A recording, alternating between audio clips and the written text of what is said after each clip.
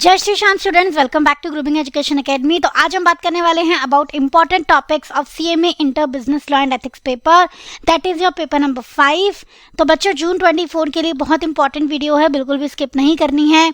अब इतना wide syllabus है सीएमए इंटर लॉ और एथिक्स का। आप देखो, section A commercial laws 30% weightage रखता है, सेक्शन बी इंडस्ट्रियल लॉज आपका 15% वेटेज रखता है, कॉर्पोरेट लॉज की वेटेज है अकेली की 40% and section D business ethics की वेटेज है आपकी 15%। तो इसमें मैं आपको मोस्ट इंपॉर्टेंट टॉपिक बताने वाली हूँ, लेकिन बच्चों इसका मतलब ये नहीं है कि सिर्फ आप वही टॉपिक पढ़ के जाओगे।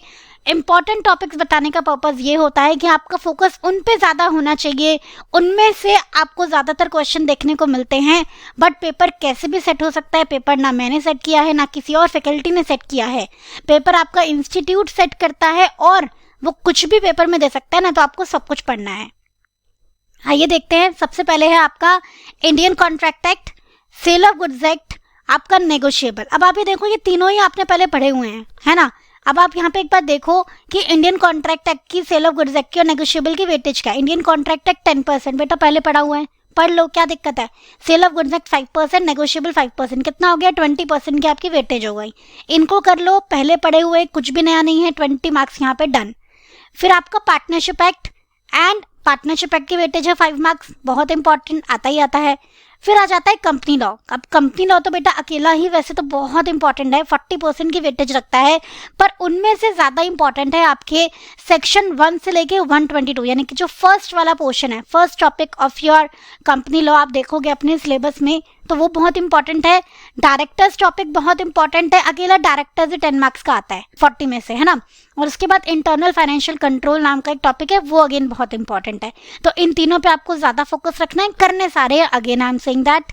उसके बाद हम आ जाते हैं अपना नेक्स्ट टॉपिक्स पे, जो कि हैं आपके इंडस्ट्रियल लॉ से रिलेटेड, ईपीएफ एक्ट और ईएसआई एक्ट, मतलब प्रोविडेंट फंड एक्ट और employ state insurance act, payment of gratuity act, तीनों आपको करने हैं। क्वेश्चंस आपको देखने को मिलते हैं हर बार। कोड ऑन वेजेस छोटा सा एक्ट है, 5 मार्क्स आपके पक्के करा देता है। इसके अलावा business ethics and emotional intelligence, ये आता है 15 मार्क्स का, शॉर्ट है ना।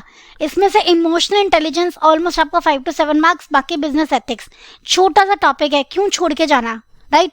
15 मार्क्स आपके डन हो जाते हैं, बहुत ही थोड़ा सा पढ़ना पड़ता है। तो बच्चों ये थे आपके इंपॉर्टेंट टॉपिक्स। आई होप ये वीडियो आपको बहुत रेलेवेंट लगी होगी। फटाफट से अपने फ्रेंड्स के साथ शेयर कर देंगे, इसको लाइक करेंगे एंड अगर चैनल पर नए हो बच्चों तो चैनल को सब्सक्राइब कर लेंगे, क्योंकि ऐसे ही इंपॉर्टेंट यूजफुल इन्फॉर्मेशन हम आपके साथ शेयर करने वाले हैं रेगुलरली ऑन दिस चैनल। तो फटाफट से इसको सब्सक्राइब कर लो, नोटिफिकेशन बेल को ऑन कर लो। आज की वीडियो में एंड करती हूँ बेटा, मिलते हैं नेक्स्ट सेशन में। थैंक यू सो मच बच्चों, जय श्री श्याम।